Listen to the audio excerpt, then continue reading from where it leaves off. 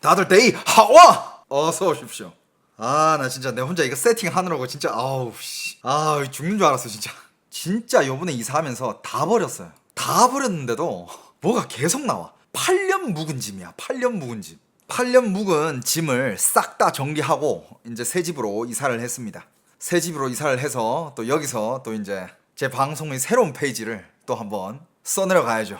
자, 여러분들, 오늘 우리가 할 얘기가 많은데 다양합니다. 오늘 약간 좀 종합적인 뉴스인데, 저도 이제 이사한 지 얼마 안 됐고 해가지고 막 좀 두서가 없이 정리가 안 된 내용들이에요. 하지만 다 알면 좋아. 일단 최근에 제일 큰 이슈가 7월 1일부터 시행된 중국의 중화인민공화국의 민족 단결 진보 촉진법이라고. 이게 뭐냐면 중국이 그동안 신장, 티베트, 그 다음에 내몽골 등에서 추진해온 소수민족도 하나의 중화민족 정체성 아래 결속해야 한다라는 정책을 전국 단위의 기본법으로 격상시키고 해외 활동까지 겨냥할 법적 근거를 만든 거예요. 올해 3월 12일에 통과가 됐고 7월 1일 얼마 전이었죠, 그죠? 이제 시행이 시작됐습니다. 그냥 여러분들이 맨날 그 하는 거, 이제 해외 외국에서도 중국 뭐라 하면 욕하면 잡혀간대요. 그게 이거야. 근데 그냥 단순하게 중국 욕하면 잡혀간대요. 이게 그렇게 단순한 게 아니라 뭐가 있는지 여러분들이 알아야 돼. 이 법의 핵심은 세 가지예요. 첫 번째, 소수민족의 고유 정체성보다 중화민족 공동체 의식을 우선순위에 두는 거예요.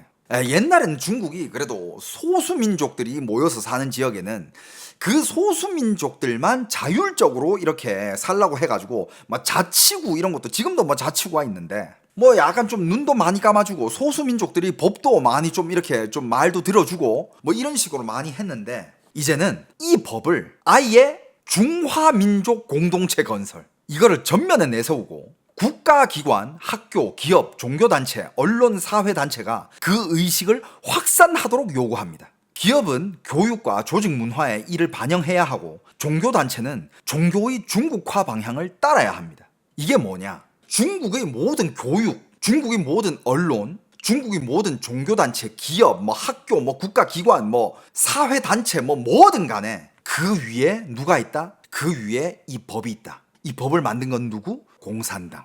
그 공산당 대빵이 누구? 시진핑. 그러니까 여러분들 종교하면 여러분들 어떻게 보면 종교인들한테는 종교가 제일 높은 거잖아요. 하나님이든 부처님이든 예수님이든 성모 마리아든 뭐든 다 믿는 종교가 다르잖아. 근데 종교인 분들한테는 그 종교만큼 또 이렇게 이 높은 게 없잖아요. 하지만 중국에서는 아니야. 어떤 종교든 간에 다 공산당 밑에 있어요. 그리고 중국이라는 이 중화민족 이 공동체 건설을 기본으로 해야 된다 이거야. 네가 하든 종교든 교육이든 뭐든 언론이든 네 내용이 얼마나 중요하든 나발이든 상관 안 한다. 기본적으로 뭘 깔고 가야 되느냐? 중화민족 공동체 의식을 우선순위에 두는 거를 깔고 가야 된다 이거야. 항상 찬양하고 따라야 된다 이거야. 뭔 말인지 알겠어요? 예를 들어서 이거야. 종교 믿는 거 그래, 종교 믿어라. 근데 그 종교로 인해 가지고, 종교도 어떻게 보면 단체가 되게 크잖아요. 종교도 어떻게 보면 힘이 되게 크잖아, 똥돌 뭉치면. 근데 종교에서 뭔가 뭉쳐가지고 뭔가를 하려고 한다? 그건 절대 안 된다 이거야. 중국에서는 그걸 바로 그냥 억압시켜버립니다. 그 다음에 두 번째, 자, 여기서 멈추는 게 아니라 어디까지 들어가느냐? 언어, 교육, 가정까지 들어갑니다. 학교는 국가 공용 언어 문자, 즉 표준 중국어를 기본 교육 언어로 사용을 해야 하고, 공공장소에서 소수민족 언어와 함께 표기할 경우에도 국가 공용 언어를 위치 순서 면에서 더 부각해야 합니다. 또 모든 학교는 중화민족 공동체 의식을 교육 전 과정에 넣고 국가 통일 교재를 사용해야 합니다.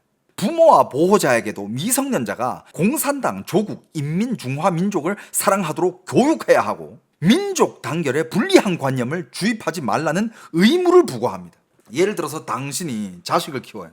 우리도 알다시피 공산당이 잘못하는 것들은 무조건 있습니다. 이 세계의 공산당이든 그게 무슨 당이든 미국의 공화당이든 민주당이든 어떤 당이든 어떤 정권이든 잘못을 하고 실수를 합니다. 맞잖아요. 중국도 마찬가지예요. 하지만 중국 공산당이 한 모든 거에 대해서 그 중국에 사는 그 인민들은, 예를 들어서 난 어떤 자식의 부모야. 근데 그 자식한테 이 중국 공산당이 뭐가 잘못됐고 뭐가 잘못됐다 이런 얘기를 해주면 안 된다라는 거야. 뭔 말인지 알겠어요? 완전 당신의 발언권 자체를 없애버리는 거예요. 예를 들어서 한국을 예로 들자면, 만약에 한국에서 이런 법이 시행이 됐다. 그러면 요즘 뉴스만 봐도 좌우지간에 막 서로 비판하고 비평하는 그런 기사들 되게 많이 나오잖아요. 그런 거 자체를 하면 안 되는 거야. 뭔 말인지 알겠죠? 그냥 그런 말 자체를 하면 안 되고, 그냥 항상 공산당은 이거다, 따라라. 이거는 거의 그냥, 야, 종교도 이 정도까지 충성을 원하진 않는데. 그리고 중국의 부모들은 자식한테 공산당과 중국과 중화민족 이거를 사랑하게 하도록 계속 교육을 시켜야 된대. 예를 들어서 요즘 실행하고 있는 어떤 정책이, 이런 정책 때문에 지금 경제가 안 돌아, 지금 중국 서민들 다 죽게 생겼어, 이런 말을 하면 옆에 자식이 들으면 이건 뭡니까? 약간 좀 이 공산당이라는 이 체제에 문제가 있나? 어릴 때부터 그런 거를 이렇게 주입하면 그런 생각을 가지고 클 수도 있잖아. 그런 거조차 절대 안 된다는 거야. 표현의 자유 그딴 거 없습니다. 그리고 여러분들, 중국에서 살고 있는 소수민족들이 56개가 있어요. 그 소수민족들은 각자 다 자기들만의 언어를 가지고 있어. 예를 들면 조선족은 중국의 한 소수민족 중에 한 개예요. 그런데 저도 이제 중국에 갔을 때, 어릴 때 조선족 학교를 다녀봤어. 근데 여러분들, 메인 과목 중에 국어 과목이 있어요. 그게 뭐냐? 한국으로 말하면 그게 국어, 중국에서는 그걸 한국어라고 하죠. 그러니까 한국어 과목이 따로 있습니다. 자기 민족의 말을 따로 배우는, 그게 메인 과목 중에 한 개예요. 근데 이제 중국에서는 뭘 강요하느냐? 그딴 거 빼라. 무조건 언어는 중국의 표준어로 통일한다. 그게 제일 우선이다. 소수민족 언어들 그런 거, 물론 그거를 표기해도 좋지만 무조건 중국어 우선, 중국 표준어 우선. 니들 소수민족들이 언어는 그 다음, 표기 안 해도 돼. 그러니까 이제 이러면 어떻게 되느냐? 중국의 어린 아이들은 어릴 때부터 중국 공산당의 그런 불리한 이야기들, 중국 공산당들이 중국 공산당들에 대한 부정적인 이미지들, 그런 거를 이제 아이가 어릴 때부터 못 심게 되는 거고, 심어주는 사람이 없으니까. 그리고 소수민족들은 자기 언어까지 이제 못 배우면서 중국어만 배우게 되는 거고. 그러니까 아예 그냥 정체성이 다 이제 어릴 때부터 지워지는 거야. 그러다가 이제 사회 나오면 소수민족은 나박이로 그딴 거 없이 그냥 너는 중국인 중에 한 명. 제가 어릴 때 친구들 집에 가면, 저 중국에서 유학할 때 제 중국 친구들 많았거든요. 근데 중국 친구들이 많았는데, 친구들 집에 가면 가끔씩 그 친구 아버님들이 술 한잔 하면서 공산당 욕 많이 해. 근데 어디서나 집에서는 이렇게 예를 들어서 술 한잔 하면서 TV 뉴스 보면서 저 새끼 때문에 저거 이게 안 돼, 이런 욕은 할 수 있잖아. 근데 만약에 이제는 이 법이 실행이 됐잖아요. 만약에 이거를 막 이렇게 하고 있는 거를 누가 고발을 해. 지금 누가 TV 보면서 시진핑 욕을 하고 있는데 옆에 애들이 다 듣고 있다. 이 애들 어릴 때부터 시진핑의 나쁜 것만, 욕만 들으면서 자라고, 얘는 지금 집에서 이런 거를 보면서 욕을 하고 있다. 이런 거를 신고를 하잖아. 걔는 처벌받을 수 있어요. 야, 이거 거의 무슨 문화대혁명 시대야. 여러분들 상상이 가요?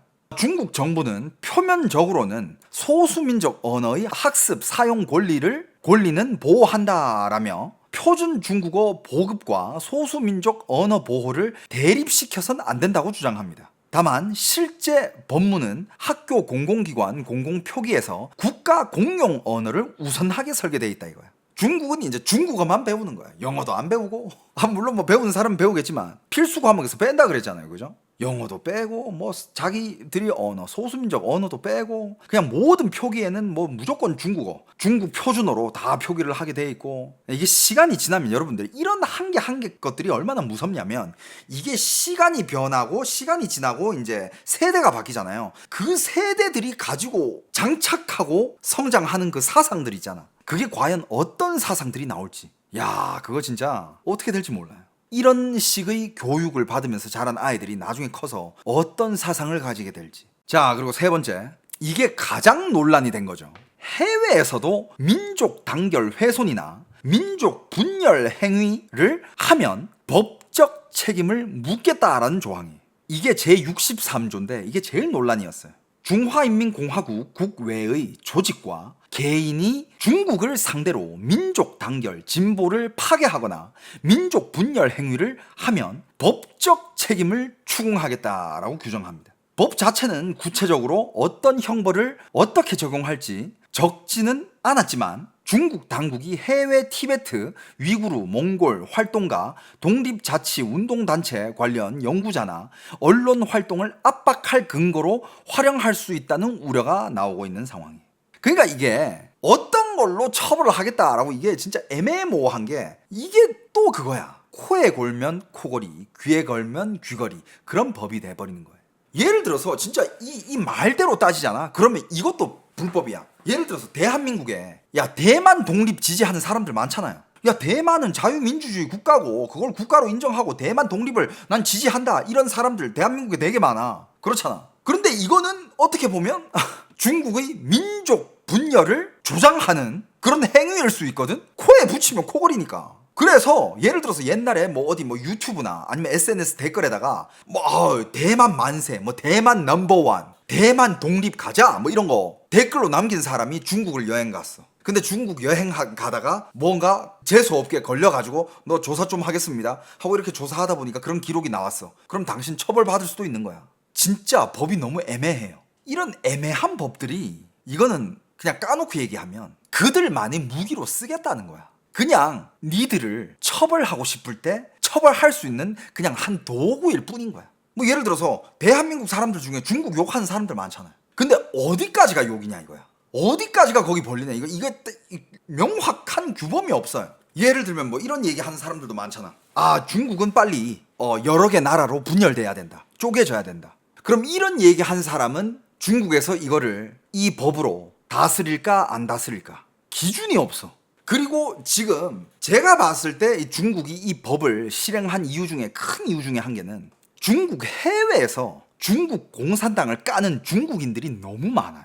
왜? 그 옛날 그 문화 대혁명 때부터 시작해가지고 공산당 독재 시절 동안 중국의 탄압을 받고 중국 밖으로 탈출해 나온 그런 중국 사람들이 되게 많거든. 그 중국 사람들이 자녀들이 지금 다 컸을 거 아니야. 그 자녀들은 중국 공산당을 싫어해요. 굉장히 증오합니다. 그러면서 그런 사람들이 기자가 됐을 때, 언론인이 됐을 때, 혹은 뭐 인플루언서가 됐을 때, 유튜버가 됐을 때 중국에 대한 비판을 서슴지 않고 엄청 해요. 그 사람들을 상대로 손을 보려는 게 아닌가 한번 생각을 해봅니다.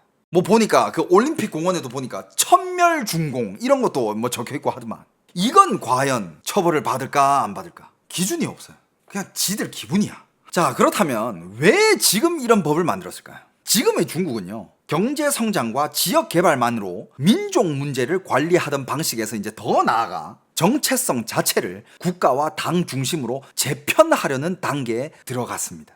옛날에 모택동은 마오쩌둥은 엄청난 독재를 했었죠. 그러다가 이제 덩샤오평이 개혁 개방을 하죠. 물론 독재긴 독재지만 중국 특색의 사회주의라고 얘기를 하면서 니들 풀어줄게. 정치에만 관여하지 말고 경제 개방해줄 테니까 니들 돈 벌어라. 니들 돈 벌고 잘 사는 데만 신경 써. 나라는 우리가 다스릴게. 그런 단계가 있었는데 지금은 나라를 다스리는 것뿐만 아니라 니들까지 우리가 다스릴게. 왜? 니들 가만 놔두니까 니들이 딴 생각하고 말도 함부로 하고 너무 이게 외부 적대 세력들이 세뇌들을 너무 많이 받아가지고 중국 국가욕도 많이 하고 이거 안 되겠어. 니들 사상도 다시 잡아야 되겠어. 이런 거죠. 특히 시진핑 체제에서 강조해온 표현이 중화민족 공동체 의식 확립입니다. 티베트인, 위구르인, 몽골인처럼 언어, 종교, 역사적 정체성이 뚜렷한 집단이 별도의 정치적, 문화적 공동체 의식을 갖는 것을 잠재적 분열 위험으로 보는 것이에요. 소수민족이라고 소수민족들끼리의 자기들만의 문화를 가지고 자기들끼리 뭉치고 자기들끼리 뭔가를 하고 있다? 야, 이거 저러다가 자기들끼리 뭉쳐가지고 독립한다고 하면 어떡해? 그 중국도 갈라지는 거 아니야? 야, 이러면 안 되겠다. 두 번째 대만이 나오면 절대 안 된다. 이런 대만이란 땅이 독립해 나가던 선례도 만들면 안 되고 대만처럼 독립을 하겠다는 다른 지역이 생겨서도 안 된다 이거야. 그러니까 이제 정체성까지도 관리하겠다 이거야. 옛날에는 그냥 정치 얘기만 하지 말고 니들 돈이나 벌어 그랬는데 이제는 너희 사상까지 우리가 관리를 할게. 왜? 그만 놔두니까 니들이 너무 딴 생각한다. 그래서 언어, 학교, 종교, 주거 공동체, 인터넷, 가족, 교육까지 모두 같은 방향으로 묶은 거예요. 인터넷 사업자는 민족 혐오, 차별 등 민족 단결을 훼손하는 정보를 발견하면 삭제, 차단, 보고까지 해야 됩니다. 근데 문제가 뭐냐? 계속 얘기하는 거지만 민족 단결을 훼손한다는 기준이 매우 넓고 모호하다는 점이에요. 유엔의 특별보고관들은 이 법이 소수민족 언어교육, 문화생활, 종교의 자유, 집회 결사의 자유를 제한할 수 있으며 무엇이 위법인지 명확하지 않아 자의적 집행 위험이 있다고 지적했습니다. 특히 제63조는 해외의 평화적 비판이나 소수민족 권리 옹호까지 중국의 적대적인 행위로 해석될 위험이 있다고 경고를 했습니다. 여러분들, 저는 여러분들 중국한테 욕을 한 적이 없어요. 그냥 중국에 일어난 얘기들을 전달을 했을 뿐이야. 근데 여러분들 귀에는 그게 욕처럼 들렸겠지. 근데 그게 욕이 아니라 그게 진실이라는 거야. 팩트라는 거야. 뭔 말인지 알겠어? 이거는 욕이 아니라 비판이죠. 자유민주주의 국가에 사는 사람들은 누구나 자유 발언의 권리가 있고 얼마든지 이 사회에 대한 비판을 할 수가 있어요. 그런 권리를 가지고 있습니다. 그리고 나는 비판을 했을 뿐이지 내가 뭐 어디 가서 뭐 무력을 사용했습니까? 정말 이건 그냥 평화적인 비판인 거야. 근데 이것까지 지금 이 중국의 법은 막아버리겠다라는 거예요. 그러니까 예를 들면 이거야. 이런 비판까지 욕으로 보겠냐 이거야. 자, 그러면 또 많은 사람들이 궁금해하는 게 있습니다. 그러면 해외 처벌은 실제로 가능하느냐? 아니, 여긴 지금 한국이잖아요, 그죠? 뭐 어떤 네티즌들이 저 한국에서 살았는데 저 중국 욕했다고 중국에서 저 와서 잡아가나요? 이것도 우리가 봐야 될 게, 자, 중국 법이 한국이나 미국, 유럽에서 곧바로 사람을 체포할 수 있다라는 뜻은 절대 아니에요. 다른 나라 영토에서는 그 나라의 법과 사법권이 우선입니다. 다만 이 조항은 중국 입장에서는 다음 몇 가지를 제가 얘기해 드릴 건데 요런 효과를 누릴 수 있을 거예요. 자, 예를 들면 해외 활동가나 단체 중국에 들어오면 처벌될 수 있다라는 위험을 줄 수 있어요. 그러니까 이런 거지. 해외에서 중국을 비판하면서 살고 있는 중국인들이 엄청 많잖아요. 그들도 그들이 소속이 있고 단체가 있을 거 아니야. 그들한테는 이런 경고가 될 수가 있죠. 니들 그 단체 중국 오면 우리는 널 잡을 수 있다 이거야. 니들이 지금 미국에 있어가지고 일본에 있어가지고 한국에 있어가지고 우리가 니들 못 잡으러 가지. 왜냐하면 그 나라에 있으면 그 나라의 법과 사법권이 우선이거든요. 근데 그 사람들이 그 단체가 중국으로 돌아갔을 때 중국은 얼마든지 잡을 수 있다라는 거예요. 그리고 이걸로 어떻게 약간 좀 위협을 하는 거죠. 그리고 또 뭐가 있냐면 중국 내 가족 지인에게 압박을 가하는 명분을 만들 수 있습니다. 예를 들어서 어떤 중국의 한 가정에 학생이 유학을 갔어. 유학을 가가지고 서방 문물에 눈을 뜬 거야. 야, 이게 자유민주주의구나. 야, 난 이때까지 뭐 어떻게 살았는 건가. 이렇게 깨어나는 중국 애들 되게 많거든. 그런 애들이 해외에서 갑자기 막 중국을 비판하는 애들도 있어. 그러다가 이제 SNS로 검열이 됐어. 그러면 어떻게 하느냐? 바로 그 사람 부모님 잡아와가지고 부모님이랑 영상통화 시켜버립니다. 너 계속 그딴 식으로 활동하면 네 국내에 있는 가족들한테 불이익이 갈 거다. 이거는 거의 뭐 납치범이 하는 일 아니에요, 이거? 범죄자야, 거의. 그리고 해외 대학, 언론, 연구기관이 신장, 티베트 문제를 다룰 때 위축되게 만듭니다. 예를 들어서 수많은 학자들도 있잖아요. 역사학자들도 있고 뭐 여러 가지 학자들이 있는데 대학교 교수님들도 인권에 대해서 이야기할 때 인권을 다룰 때 티베트 얘기가 안 나올 수가 없고 신장 위구르족들 얘기가 안 나올 수가 없잖아요. 근데 뭐 그런 주제로 강연을 하고 수업을 했을 때 중국에서는 그게 너 그런 거에 대해서 얘기를 했어? 너 법 어겼네. 우리는 널 잡아갈 수 있어. 우리는 너에 대한 조사를 진행할 수가 있어. 명분이 생기는 거죠. 그리고 그 사람들도 이제 이 법이 실행된 걸 알고 나서는 해외 가서 만약에 중국으로 다시 돌아가야 될 사람이라면 해외 가서 또 말을 함부로 놀리지는 않겠죠. 그러면서 해외에 있는 중국인들까지 다 컨트롤 해버리는 거예요. 또 어떤 효과가 있냐면 향후 비자 제한, 수사, 국제 공조 요청 등에 활용할 법적 명분을 축적하는 거죠. 중국 정부에서는요, 이것이 치외 법권이나 장팔 관할 이런 게 아니라 주권 국가의 정상적 입법이며 정상적인 학술, 인적, 경제 교류에는 영향을 주지 않는다고 반박을 했습니다. 하지만 이 법을 듣고 있는 미국이나 유럽연합이나 뭐 일본도 그렇고 해외의 수많은 반응들은 중국이 이런 법의 해외 적용과 초국가적 억압 가능성을 공개적으로 했을 때 과연 이제 유럽연합이랑 미국은 어떻게 할 것이냐 이거야. 여기에 대한 우려를 표명을 했다고 합니다. 그러니까 이 법은 이 중국이 만들어 놓은 자기들만의 그런 사상과 자기들만의 그런 중화민족 공통체 틀 안에서 거기에 다 맞게끔 행동하게끔 국민들을 만들면서 여기에 도전하는 해외 세력들까지 한꺼번에 관리하겠다 관리를 하겠다라는 그런 법이에요.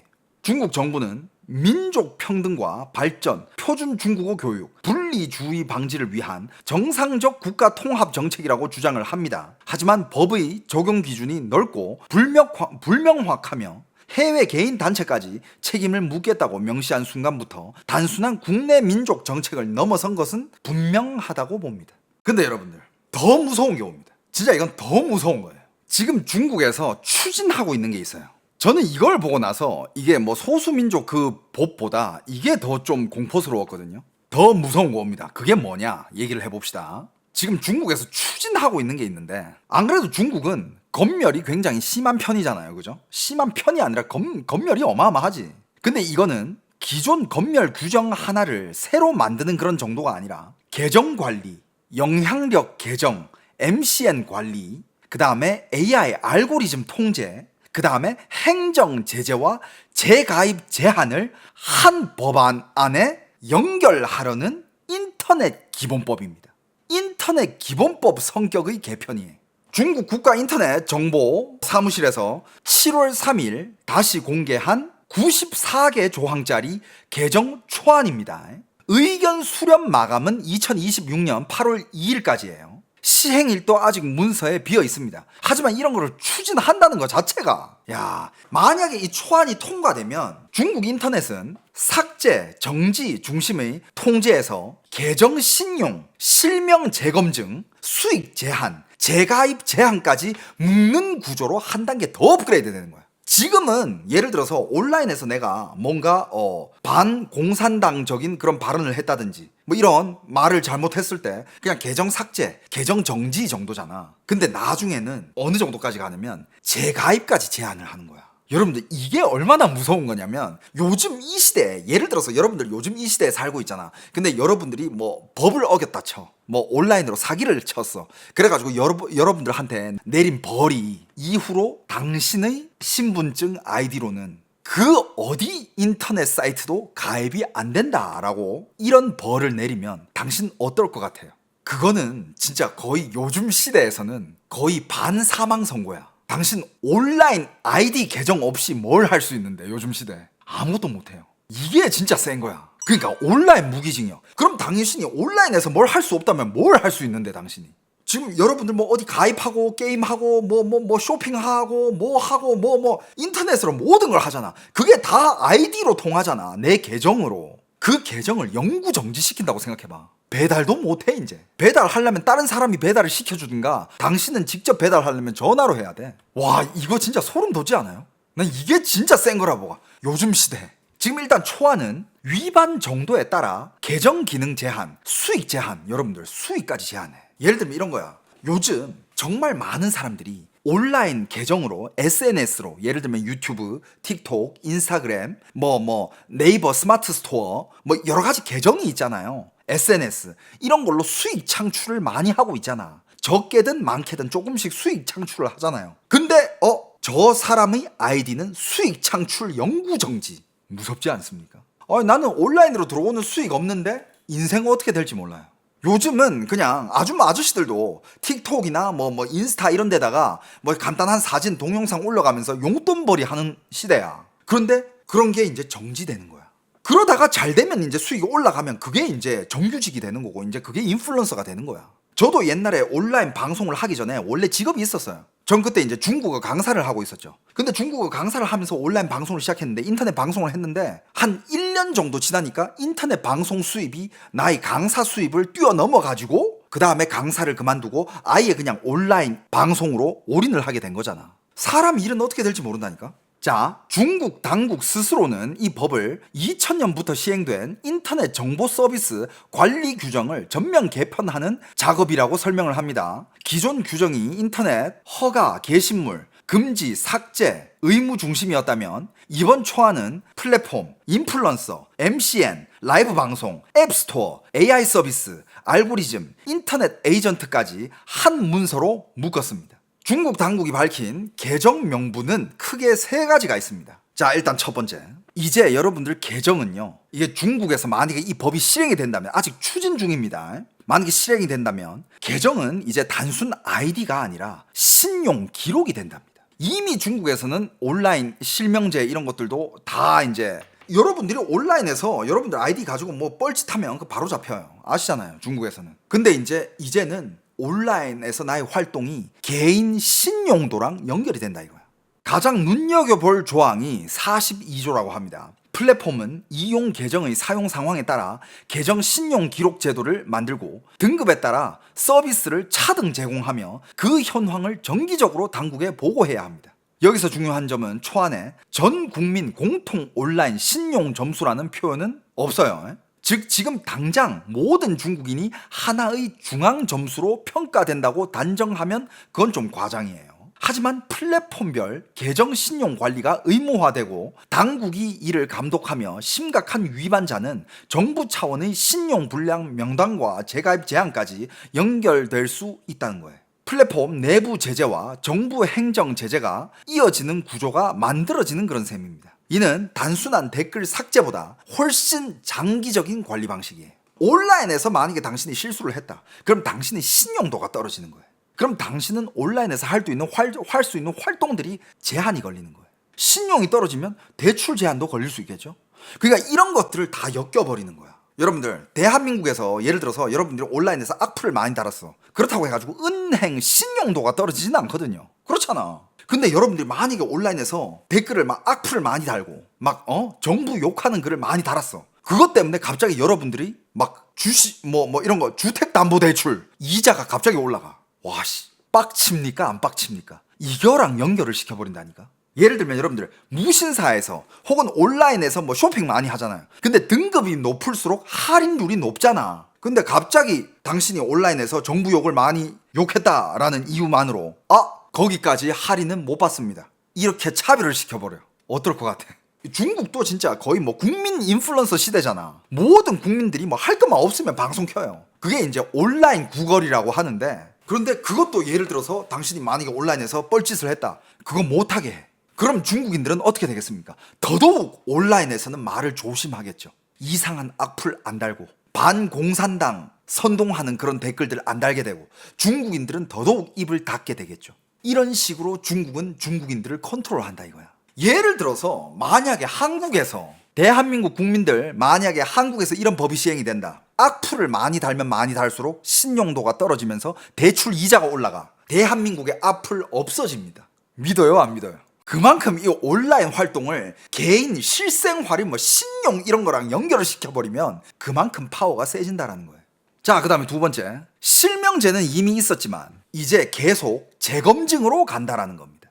초안은 플랫폼이 등록 계정 정보를 적시에 동적으로 검증해야 한다고 규정합니다. 위법, 규정 위반 정보가 발견되면 계정 등록을 거부하거나 서비스 제공을 중단할 수도 있습니다. 서비스 제공자는 국가 온라인 신원 인증 공공 서비스, 신분증 번호, 통합 사회 신용 코드 등을 통해 이용자의 실명 정보를 확인해야 합니다. 특히 사이버 불링 위험이 있다고 판단되면 플랫폼은 해당 계정에 대해 실명 정보를 다시 확인하고 팝업 경고, 위법 경고, 노출량 제한 같은 조치를 취할 수 있습니다. 조회수, 댓글, 신고가 급증하면 당국에 보고까지 해야 됩니다. 대한민국의 인플루언서 하고 있는 모든 분들, 대한민국의 SNS 운영하고 있는 모든 분들 한번 생각을 해보자.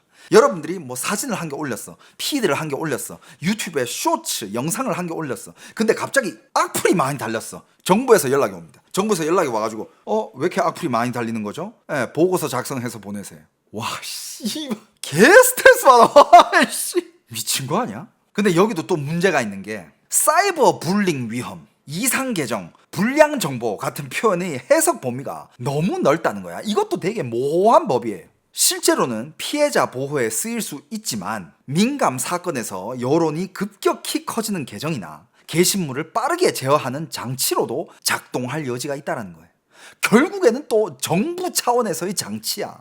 공산당을 보호하는 장치. 지들 입맛대로 이 사회를 굴리겠다는 그런 장치일 뿐인 거야. 자, 그리고 세 번째 이런 게 또 있습니다. 이것도 참 어이가 없는 게 영향력이 큰 계정은 별도로 관리 대상이 된다고 해요. 그러니까 당신 팔로워 수가 많아. 얘네들은 좀 별도로 정부에서 관리팀을 선정해서 얘네들은 특별 관리를 좀 들어가야 되겠다. 와, 여러분들, 야, 세상이 이게 진짜, 야, 대한민국이 이렇게 되지는 않겠지? 야, 대한민국이 이렇게 되면 안 되는데. 세상이 지금 어디로 가고 있나? 자, 이 초안에서 가장 직접적인 타격을 받을 수 있는 쪽은 일반 댓글 이용자보다 훨씬 더 큰 인플루언서 계정, 라이브 방송인, 뉴스형 계정, 이슈 해설 계정, 나 여기 포함되어 있죠, 그죠? MCN 소속 크리에이터, 제가 여기 다 포함되어 있어요. 자, 초안은 영향력이 큰 공공 계정을 팔로워 수, 조회, 공유, 댓글 수, 전년도 계정 수익, 특정 분야나 집단에서의 영향력 등을 기준으로 정할 수 있다고 규정합니다. 다만 구체적인 숫자 기준은 나중에 당국이 별도 마련한다고 합니다. 이 계정이 금지 정보나 불량 정보를 만들거나 퍼뜨리면 플랫폼은 경고, 업데이트 중단, 기능 제한, 수익 중단, 계정 폐쇄, 재가입 금지까지 할 수 있습니다. 당국도 별도로 제한, 폐쇄, 재가입 금지와 함께 최대 50만 유엔의 벌금을 부과할 수 있습니다. 50만 유엔이라고 하면 지금 한국 돈으로 약 1억이 좀 넘죠. 여기서 여러분들, 이 불량 정보는요, 단순히 불법 정보만 뜻하지는 않습니다. 초안 제25조는 중대정책, 돌발사건, 중대사건을 과도하게 선동적, 자극적으로 소비하는 행위, 미성년자에게 악영향을 줄 수 있는 정보 등을 플랫폼이 예방, 억제해야 할 대상으로 둡니다. 즉, 사건 보도 자체를 전면 금지한다기보다는 당국이 과열 조장으로 판단할 수 있는 콘텐츠의 경계가 넓어지는 것이죠. 이것도 딱 들어도 애매하잖아. 그 과대 포장, 과대 평가, 이거를 누가 그 기준을 정할 거냐 이거야. 그러니까 한층 더 강화되는 검열을 돌려가지고 진짜 포장하려고 되게 애쓰는 것처럼 보이지밖에 않아요. 그거밖에 뭐 더 있어? 그냥 애써 뭔가 좀 보기 좋게 포장하려는 것처럼밖에 안 보여. 그냥 대놓고 검열 더 하겠다는 거야. 니들 너무 자유를 많이 줬으니까 니들 너무 날뛴다. 우리가 더 검열할 때니 니들은 더 조용히 닥치고 살아라. 이거 아니야.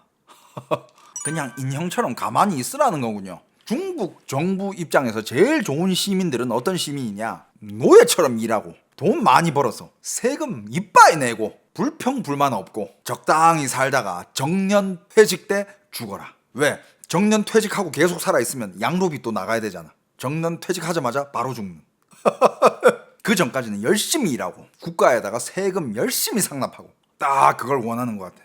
이 사회에 불평불만 없이 그냥 부추 수확만 당하고 살다가 조용히 가라. 이것도 골 때립니다. 전문 분야 발언도 자격증 경력 확인 대상이라고 합니다. 금융, 교육, 의료 보건, 법률, 군사, 종교, 인사 서비스, 장례 서비스 같은 분야에서 공개 계정을 운영하려면 플랫폼이 운영자의 전문 배경과 자격 서비스 인허가 여부를 확인하고 계정에 별도 표시를 붙여야 한다는 조항도 들어가 있습니다.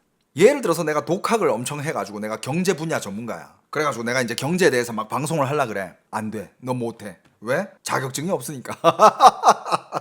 와. 이제 전문가 방송, 전문 지식 방송은 이제 자격증과 경력을 증명해야 할 수 있다고 합니다. 그리고 이런 분야는 공개 계정 페이지에는 운영 주체, 통합 사회 신용 코드, 유효 연락처, IP 주소 귀속지, 소속 MCN 등의 정보를 표시하도록 되어 있습니다. 개인 계정에 이 조항을 어느 범위까지 적용할지는 시행 방법이 나와야 명확해지지만 적어도 익명성이 강한 대형 계정 운영은 더 어려워질 가능성이 크다 이거죠. 규제의 규제를, 검열의 검열을. 와. 그리고 MCN, 여론 마케팅 회사까지 같이 묶는다고 합니다. 이게 무슨 말이냐? 중국은 5월에도 MCN과 콘텐츠 배포 대행 업체를 겨냥한 별도 규정을 발표했고 이는 9월 1일 시행 예정입니다. 이번 초안은 그 흐름을 상위 규정에 다시 넣었습니다. MCN은 계약 크리에이터가 위반하면 경고, 수익 제한, 계약 해지, 플랫폼 통보 등을 해야 하고 플랫폼도 MCN을 퇴출하거나 블랙리스트에 넣을 수 있습니다. 결국 중국 당국은 개별 크리에이터만 보는 게 아니라 콘텐츠를 기획하고 유통하고 댓글과 트래픽을 관리하는 산업체인 전체를 책임 단위로 묶으려는 겁니다. 심한데요. 자, 그리고 AI와 알고리즘도 표시, 보고, 통제 대상이라고 합니다. 알고리즘까지 통제한대 이제. 그 알고리즘을 통제한다는 것은 당신한테 보여주고 싶은 이 메시지만 보여줄 수도 있다는 뜻이거든. 예를 들면 여러분들 우리 요즘 알고리즘이 얼마나 무서운지 알잖아요. 예를 들어서 내가 오늘 친구랑 만나가지고 막 자전거에 대해서 얘기를 했어. 야, 어떤 자전거가 좋아, 뭐 어떤 자전거가 좋아, 자전거 얘기를 딱 해. 근데 집에 와서 갑자기 막 인스타를 하는데 막 자전거 광고가 막 뜨고 그러잖아. 여러분, 그런 게 알고리즘이거든요. 그리고 내가 네이버로 막 자전거 관련된 거를 검색을 해서 보잖아. 그러면 여기저기서 또 자전거 광고, 자전거 관련된 소식들이 막 떠요. 이런 게 알고리즘이라는 거거든. 그거를 통제할 수 있다는 것은 즉 당신이, 그러니까 정부가 당신한테 보여주고 싶은 그런 내용만 보여줄 수도 있다라는 거지.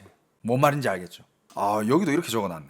AI 서비스에는 더 촘촘한 규정이 들어간다고 합니다. AI 서비스 제공자는 기술의 기본 원리, 목적, 주요 작동 방식, 학습 데이터 출처 등을 공개해야 하고 AI 생성, 합성 콘텐츠에는 표시를 해야 합니다. 표시를 지우거나 변조, 위조, 숨기는 행위도 금지합니다. 알고리즘 추천 서비스는 이용자가 거부하거나 비개인화 추천을 선택할 수 있게 해야 하며 강제로 AI 서비스를 쓰게 해서는 안 됩니다. 반면 플랫폼은 첫 화면 실시간 검색어, 순위, 추천 영역에 주류 가치관에 부합하는 정보를 적극 배치해야 하고 알고리즘으로 여론을 교란하거나 감독을 회피해서는 안 된다고 규정합니다. 봤죠? 주류 가치관에 부합하는 정보를 적극적으로 배치해야 된다. 그러니까 이거야. 간단히 얘기하면 중국 사람들은 이제 뭐 SNS나 뭐 웹사이트나 인스타를 딱 켰을 때, 인스타 안 되지, 샤오홍슈 이런 걸 딱 켰을 때 일단 중국 찬양된 관련들이 우선적으로 나타나야 된다는 거야. 중국 찬양, 공산당 찬양 이런 것들, 그런 것들이 우선적으로 알고리즘에 잡혀야 된다. 방금 요 부분은 두 방향이 동시에 있거든요. 그게 뭐냐, 이용자 선택권과 노동자 알고리즘 보호를 넣었지만 동시에 추천 알고리즘과 AI 학습 데이터를 당국이 훨씬 깊게 들여다볼 수 있는 법적 근거도 강화하는 셈이라는 거예요. 그러니까 중국 정부는 더더욱 깊숙하게 당신의 알고리즘을 볼 수도 있고, 이 사람이 요즘 뭐에 관심 있는지, 이 사람이 갑자기 요즘 뭐야, 해외 이민을 많이 검색했네? 이 새끼 도망가려 하나? 야, 그리고 여러분들 또 기가 막히는 조항이 한 개 있습니다. 해외 플랫폼에서 활동하는 해외 크리에이터도 문구상 대상에 들어간다라고 합니다. 이 법의 초안은 해외 조직이나 개인이 중국 내 인터넷 정보 서비스를 제공하거나 중국 내 인터넷 서비스를 이용할 경우에도 중국 법과 규정을 따라야 한다고 적었습니다. 다만 이 조항만으로 유튜브처럼 중국에서 차단된 해외 플랫폼의 모든 해외 콘텐츠를 중국이 직접 제재할 수 있다고 보기는 어렵습니다. 실제 집행은 중국 내 사업장, 중국 플랫폼 계정, 중국 내 광고, 결제, MCN 서버, 사용자 접점이 있는지에 따라 달라질 가능성이 크다고 합니다. 이 부분은 초안의 집행 기준이 구체적으로 쓰여 있지 않다고 합니다. 즉 뭐 유튜브나 이런 거는 말 그대로 미국 본사고, 거기에 대해서 중국 공산당이 뭐 왈가왈부하고 막 이거 계정 지워라, 저 계정 잡아온나 뭐 이럴 수는 없잖아요. 근데 이제 중국 내에도 유명한 플랫폼들이 많잖아. 예를 들면 한국에서 한국인들 요즘 많이 하는 것 중에 틱톡도 있고요, 샤오홍슈도 있고요. 그쵸? 이걸로 요즘 중국 대중국 마케팅 많이 하죠. 그죠? 근데 이제 그게 만약에 뭐를 뭐 이상한 움직임이 있거나 위반을 한다, 그럼 뭐 이제 혹은 그냥 뭐 중국 당국이 당신한테 보여주고 싶은 알고리즘을 그냥 직접 들이밀어낸다, 직접적으로 쑤셔 넣어준다, 그런 거예요. 이 법안의 진짜 의미는 뭐냐, 중국의 인터넷은 이미 실명제, 그 다음에 삭제, 그 다음에 계정 정지, 뭐 검색어 통제, 플랫폼 벌금 체계, 이런 것들이 굉장히 강했어요. 근데 이번 이 초안의 본질은 새로운 검열 항목 하나가 추가된 거, 그렇게 단순한 게 아니라 이 모든 조각들을 하나로 연결시키는 거야. 이 모든 검열들을 한 라인으로 다 연결을 시켜버리는 겁니다. 계정을 만들 때는 실명 확인, 운영 중에는 신용 기록, 영향력이 커지면 별도 관리, 논란이 생기면 동적 재인증과 노출 제한, 심각한 위반이면 수익 박탈, 폐쇄 재가입 제한, 이 흐름이 하나의 규정 안에 다 들어간다라는 거예요. 그러니까 온라인에서도 당신에게는 아무 프라이버시는 없다라는 거예요. 당신은 온라인에서도 검열을 되고 있다는 겁니다. 지금도 중국에서는 되고 있지만 이거를 더 세게 지금도 중국에서는 중국인들 인터넷 하면 다 온라인에서 검열이 되고 있고 항상 다 감시를 받고 있고 그렇잖아요. 그러니까 뭐 이상한 기사 올리면 바로 지워지고 하니까. 근데 이거는 이제 그냥 네가 예를 들어서 이상한 말을 했어, 이상한 기사를 올렸어, 바로 지우는 거에서 멈추는 게 아니라 지우고 나서 당신한테 경고도 보내고 당신한테 새로운 알고리즘까지 보내고 세뇌도 시켜준다 이거야. 그리고 더 심각하면 당신 더 이상 온라인에서 돈 못 벌게 하고 훨씬 더 세게 신용도 떨어지게 만들고. 야, 여러분들 신용도 떨어지는 거 이거 굉장히 센데. 여러분들은 어떻게 생각하십니까? 중국은 이제 오프라인을 떠나 온라인까지도 정말 철저하게 중국 당국이 직접 개입해서 관리를 하겠다라는 그런 신념이 굉장히 강한 것 같아요. 그런 의지가 확고한 것 같아요. 어떻게 생각하십니까? 중국 사회에서는 이미 이런 게 작동되고 있는 게 오늘 이런 기사가 하나 떴어요. 야, 이것도 진짜 어이가 없었는데 중국 경제가 안 좋다. 여러분들 중국에도 공부를 많이 한 경제학자들이 많거든요. 그 경제학자들은 뭐 중국 경제만 보는 경제학자 그런 애들이 아니잖아. 전 세계의 경제를 다 연구하는 그런. 이 사람 보니까 여기 보니까 칭화대학교 박사에다가 콜롬비아 대학교 박사에다가 MIT에다가 학벌이 어마어마한 그런 교수님이야. 전 칭화대학의 교수님이에요. 근데 이런 교수님급 사람이 어디서 강연을 하러 갔는데 지금 중국 경제 안 좋다라는 이 말 때문에 강연 중에 경찰들이 들이닥쳐가지고 소동이 있었다고 합니다. 경제학자가 경제 좋다라고 얘기할 수도 있고 경제가 안 좋으면 안 좋다라고 얘기할 수도 있잖아. 여러분들 이런 식으로 관리를 할 거보고 이런 식으로 검열을 할 거면 학자가 뭔 소용입니까? 그 학자가 머리에 지식이 이렇게 많은데 말을 못해. 누구한테 전달을 못 해줘요. 학자가 뭔 쓸모가 있어. 안 그래? 와, 이거는 진짜 이것만 봐도 지금 중국 사회가 얼마나 많이 검열을 당하고 있는지 알만한 그런 내용이에요. 이것도 보면 중국의 명문대 칭화대에서 교수를 역임했던 학자가 중국 경제에 대한 비관적 전망을 했다가 경찰이 출동하는 일이 벌어졌다고 합니다. 이 교수는 사건 후에 소셜미디어에 올린 글에서 불법 집회 혐의를 신고를 받고 출동한 경찰들에게 불려나갔고 약 5분간 상황을 설명한 뒤에 돌아왔다고 밝혔다고 합니다. 이날에 무슨 강의를 하고 있었냐면 하버드 경영대학원 실전 사례 분석 훈련 캠프의 일환으로 진행되는 미래 추세 분석이라는 강연이었으며 베이징 쇼두공항 힐튼 호텔에서 진행이 됐다고 해요. 이 교수가 조사를 받은 이유가 강연 중에 중국 경제를 헐뜯는 발언을 했다라는 이유라고 합니다. 강연에 참석했던 누리꾼들은 정 교수가 이 사람이 정씨인가 봐. 정 교수가 중국 경제에 대해 거시 경제적으로는 비관적이고 미시 경제적으로는 낙관적이라고 전망하면서 향후 20-30년 정도 이런 상황이 지속될 것으로 예상한다라고 내다봤다고 전했다. 사실 강연 내용에 별로 특별한 것은 없었다라고 얘기를 하는 그 수강자들도 있다고 합니다. 그런데 이것 때문에 그렇게 조사를 받았다고? 심하다.